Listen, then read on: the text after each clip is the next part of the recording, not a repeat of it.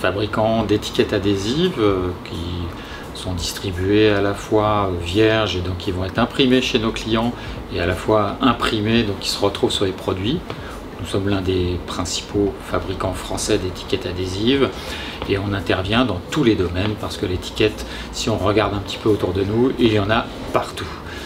L'étiquette adhésive peut se retrouver sous forme de rouleaux, de feuilles ou de zigzags.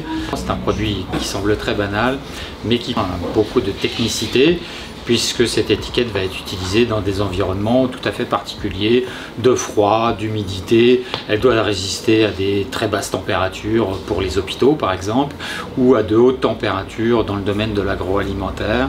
Et on retrouve bien évidemment nos produits chez des clients qui sont extrêmement diversifiés, la grande distribution, la distribution spécialisée, l'industrie, le domaine de la santé. Partout on peut avoir des étiquettes et regardez autour de vous, il y en a vraiment partout. Techmelogétique est une entreprise millavoise, centenaire, mais l'activité étiquette a démarré il y a une cinquantaine d'années à peu près.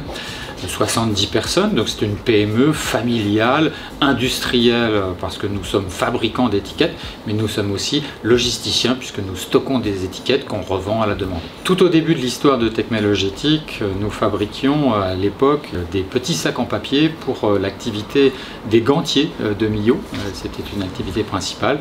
Et puis petit à petit, l'entreprise a évolué vers des activités plus industrielles et finalement vers l'étiquette adhésive qui s'est ensuite beaucoup développée dans les années 70. L'entreprise est un acteur économique, donc en soi, elle a la responsabilité de son collectif, donc des personnes qui y travaillent.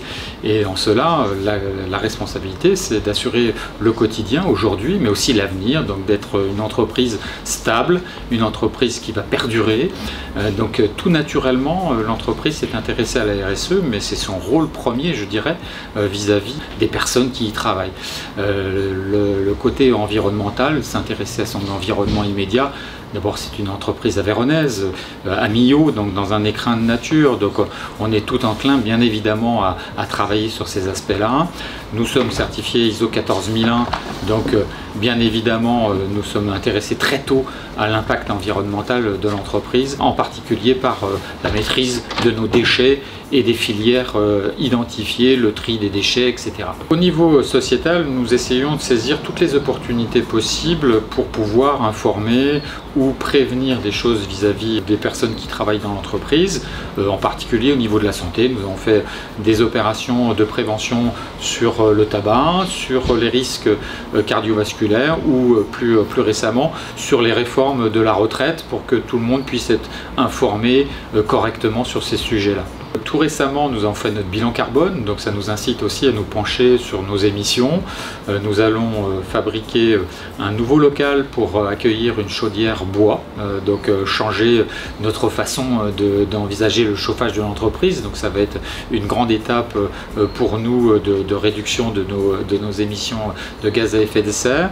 Et également, nous travaillons depuis de nombreuses années, parce que ce n'est pas un sujet facile, sur l'organisation du temps de travail dans les ateliers, en essayant de trouver des solutions qui puissent allier la productivité de notre activité industrielle, mais aussi au bien-être et à la vie en dehors de l'entreprise de nos salariés, en leur facilitant éventuellement la vie.